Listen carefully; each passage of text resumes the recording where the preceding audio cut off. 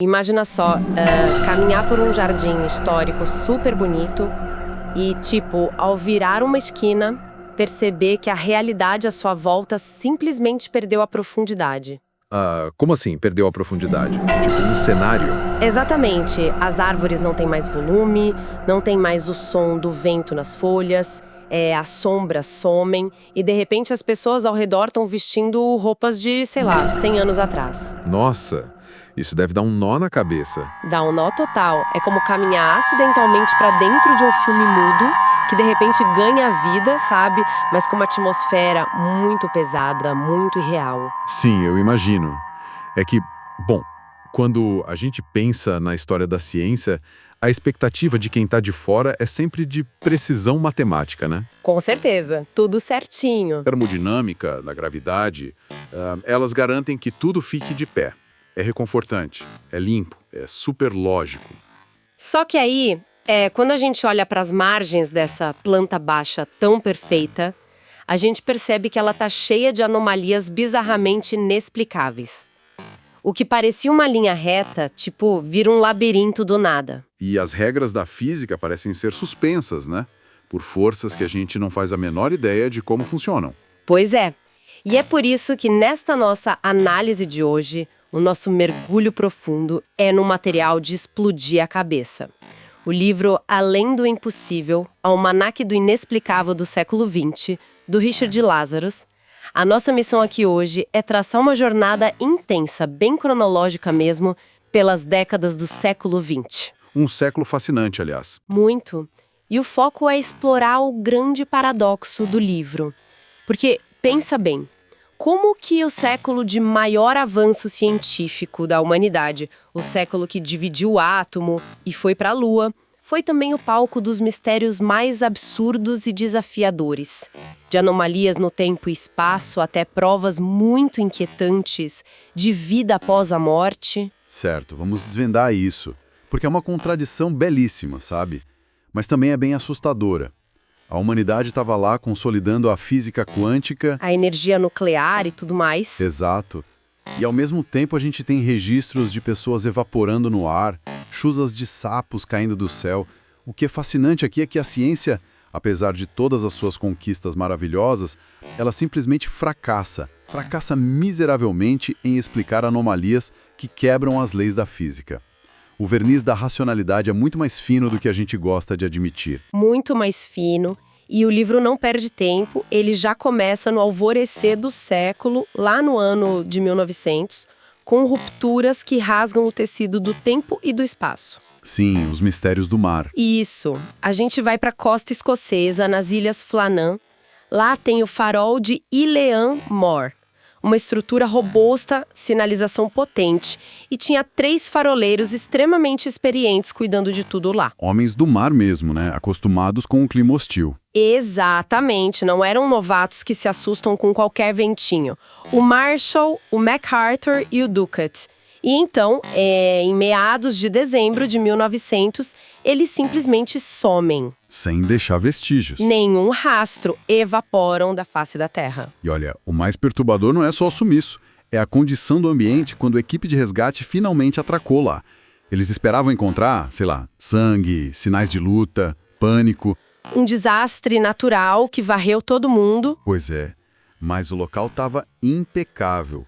Os paviros das lanternas estavam cortados certinho, os tanques de óleo cheios para a noite. Até as cadeiras estavam no lugar. Sim, tudo em perfeita ordem. E aí entra o detalhe que me dá arrepios. O diário do farol. Nossa, o diário. Conta pro pessoal. A última anotação, do dia 15 de dezembro, relatava que uma tempestade super violenta tinha finalmente acabado e o mar estava calmo de novo. O que faz sentido, né? Até a gente conferir os registros. Exato. Pelos registros meteorológicos oficiais da época e dezenas de navios passando por lá, não teve tempestade nenhuma. O mar estava um espelho naqueles dias. Caramba! E como que a ciência explica isso? Não explica. Essas são as primeiras rachaduras na nossa compreensão de um universo puramente material. 3 profissionais abandonam o posto, deixam tudo intacto e ainda anotam um clima fantasma. Tem uma falha de causa e efeito aí que desafia a razão. Uma falha total na realidade material externa, o que acaba levando a gente a questionar a nossa própria percepção. E isso conecta perfeitamente com o ano seguinte, 1901, que é o caso de Versalhes que eu falei no comecinho. Ah, sim, as professoras inglesas. Isso, a Anne Moberly e a Eleanor Jordan, acadêmicas super respeitadas. Elas estavam a caminho do Petit Trianon, na França, acabam se perdendo no jardim e a realidade em volta delas sofre um colapso absurdo. Elas relatam que entraram numa atmosfera bidimensional, sem vida. As pessoas do nada começaram a falar um francês arcaico. E usando trajes do século XVIII. Pois é, elas viram pontes e quiosques que não existiam mais. E uma mulher desenhando no jardim que, pelas pesquisas, muito provavelmente era Maria Antonieta, em 789. Tá, mas eu vou bancar a advogada do diabo aqui um pouquinho. Vai em frente. Essa descrição delas de um ambiente sem vento, meio cenário de teatro, isso não soa exatamente como um delírio ou uma falha de memória. A gente sabe da loucura compartilhada, a folia de... Não é muito mais lógico que duas turistas exaustas tenham tido uma alucinação junta do que, tipo, uma viagem no tempo real? É um ótimo ponto. E é o que qualquer pessoa mais cética diria.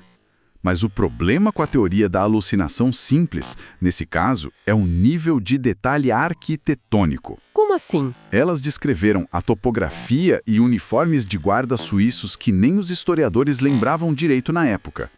E, muitos anos depois, descobriram umas plantas antigas do século XVIII que confirmavam a posição exata de caminhos e pontes que elas viram em 1901, estruturas que já não estavam lá. Duas pessoas fabricarem a mesma alucinação com uma precisão histórica inédita dessas. A estatística é quase zero. Uau! Então é como se o cérebro acessasse um vazamento do passado. Exatamente. E às vezes da mesma forma um vazamento do futuro. Pega o caso do Titanic em 1912. Nossa, esse é de explodir a cabeça. 14 anos antes, em 1898, o Morgan Robertson escreve o conto Futility.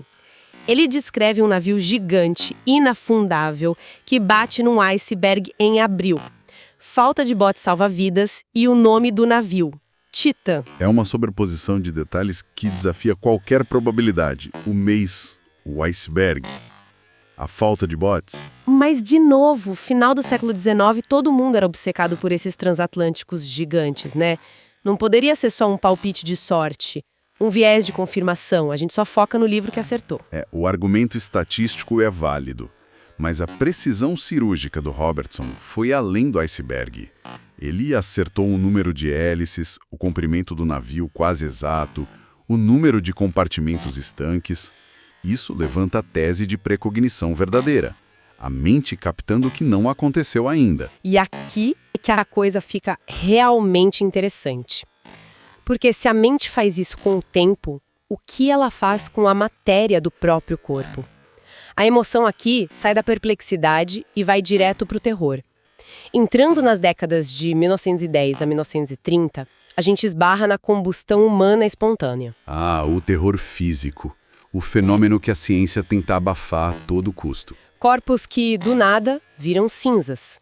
Teve o caso do casal em Butlocks Heath, em 1905, e aquele padrão bizarro de 1938, onde 3 homens em locais completamente diferentes pegaram fogo espontaneamente, todos enquanto dirigiam. Sim, e a ciência vem com a teoria da chama, ou o efeito pavio, para tentar racionalizar. Eles dizem que a pessoa desmaia, derruba um cigarro, a roupa pega fogo, aí a gordura do corpo derrete e age como o pavio de uma vela queimando lentamente. Isso explica porque o corpo vira cinzas, mas os móveis em volta ficam intactos. Resolve o mistério? Não. Resolve na teoria da vela humana, mas o Lazarus vai na física das temperaturas para mostrar as limitações disso. Para você reduzir ossos a cinzas brancas, você precisa de um calor superior a 1.500 graus Celsius. Um calor de crematório industrial. O efeito pavio não chega nem perto disso. Não chega. Ele gera um fogo lento que carboniza o osso, não oblitera em minutos. E o bizarro é que pernas e pés frequentemente ficam intactos a centímetros do tronco que virou cinzas. Isso desafia a química normal. Se conectarmos isso a um contexto maior, a gente começa a ver que a consciência humana, em condições extremas, pode destruir a matéria biológica. E isso se conecta direto com o impacto psíquico, né? As maldições. O caso de 1919 na Austrália, o osso apontado. Curandeiros apontavam um osso para um nativo saudável e a pessoa definhava de puro terror psicológico até morrer. O efeito nocebo levado ao extremo. A crença letal. E também a maldição de Tutankhamon em 1923, que dizimou a equipe de arqueólogos do Lord Carnarvon, contrariando todo o ceticismo ocidental. A mente é uma arma. E a partir dos anos 40, com a Guerra Fria, essa energia estranha vai para os céus. A era moderna dos OVNIs, uma paranoia total. Sim, o memorando do General Marshall em 1942 sobre luzes em Los Angeles. O caso Roswell em 1947, com destroços extraterrestres e aquele acobertamento nível grau A do governo. E os perigos no mar e na terra. O voo 19 sumindo no Triângulo das Bermudas em 1945. E as mutilações de animais. Aquele caso do cavalo Lady em 1967. O bicho foi encontrado sem órgãos, retirados com precisão a laser e sem deixar uma única gota de sangue no chão. Mas, pera, considerando a época, grande parte disso não poderia ser histeria coletiva ou tecnologia militar secreta após Segunda Guerra. Satélites que caíram, mísseis... O contexto histórico com certeza fomenta o feticismo. Mas a gente tem que olhar para a tecnologia de 1967. Incisões cirúrgicas perfeitas que cauterizam como um laser moderno em campo aberto, drenagem total de sangue de um animal de meia tonelada sem sujar a grama. Isso não existia na medicina humana nem militar. Faz sentido. E a insistência militar em desmentir tudo usando desculpas muito frágeis, tipo, aquelas luzes voando em zigue-zague eram gás de pântano. Isso só aumenta a credibilidade de que era um mistério real que estavam escondendo. Essa paranoia militar e vai pro íntimo. A mente sem fronteiras e a sobrevivência da alma. O terror e a esperança da vida após a morte. Experiências de quase morte, as famosas EQMs. O caso do Edmund Wilborn em 1949. Ele morreu clinicamente de pleurísia, voltou à vida e achou tão incrível que moldurou o próprio atestado de óbito na parede. E os relatos globais do túnel, da entidade de luz. Fenômenos quase universais. Tem também a reencarnação, a Bridie Murphy, em 1952, uma dona de casa americana que, sob hipnose, revelou fatos absurdamente obscuros e reais de uma vida passada na Irlanda no século XIX. Coisas que foram comprovadas. Sim, ela não tinha como saber aquilo. E tem as aparições objetivas, como o voo 401 da Eastern Airlines em 1972. Nossa, o voo 401. Tripulantes mortos assombrando outros aviões porque usaram peças reaproveitadas do jato que caiu. Então, o que tudo isso significa? Puxando para o lado da biologia, isso tudo não seria apenas a memória escondida do cérebro, uma alucinação química para nos confortar diante da morte ou do luto profundo? Olha, o cérebro é complexo, concordo. A neuroquímica tenta explicar o túnel da quase-morte com endorfinas e falta de oxigênio. Mas isso falha quando pessoas clinicamente mortas, sem atividade cerebral, descrevem conversas exatas que médicos tiveram em outra sala durante a reanimação. Como se a consciência estivesse flutuando ali. Exato. E o caso do voo 401. Fantasmas alertando sobre falhas mecânicas reais nos painéis, prevenindo outros acidentes. O luto não inspeciona circuitos elétricos e dá diagnóstico mecânico. Isso levanta uma questão importante. A evidência sugere fortemente uma consciência que é independente da biologia. Bom, depois de tudo isso, a gente chega nas reflexões finais. E o autor, o Lazarus, tenta englobar esses mistérios todos, né? Sim, ele descreve 3 teorias principais dos pesquisadores. A primeira é o universo endiabrado, que é a ideia de dimensões paralelas vazando para a nossa. A segunda é a teoria das luzes terrestres. Que seriam anomalias geomagnéticas causando distorções mentais nas pessoas próximas, certo? Isso. E a terceira é o espaço interior. A teoria de que o nosso inconsciente coletivo é tão poderoso que acaba projetando hologramas físicos para o mundo real. É de arrepiar. E olha, para fechar, A conclusão do Richard Lazarus, a posição pessoal dele nas páginas finais, é dita com muita emoção. Ele afirma categoricamente que o racionalismo científico atual falhou. Ele rejeita totalmente a desonestidade intelectual da ciência de ignorar ou rir do que não compreende. É um tapa na cara da arrogância acadêmica. Ele conclui que o impossível é tão real quanto todo o resto. A humanidade precisa ultrapassar esses preconceitos. E o apelo que fica para quem está ouvindo é: não aceitem o mundo apenas pelo que a ciência mecanicista dita. Percebam a magnitude cósmica, esse mistério absurdo que é o nosso universo diário. É um convite à humildade, sem dúvida. E eu encerro com uma provocação para todo mundo pensar. Se a ciência do século XX, com todo o seu avanço tremendo, provou que a nossa percepção da realidade é só uma fração minúscula do que realmente existe, quais impossibilidades do nosso dia a dia atual não vão passar de fatos científicos aceitos e normais para gerações do próximo milênio? Fica a reflexão. Muito obrigada por nos acompanhar em mais essa análise.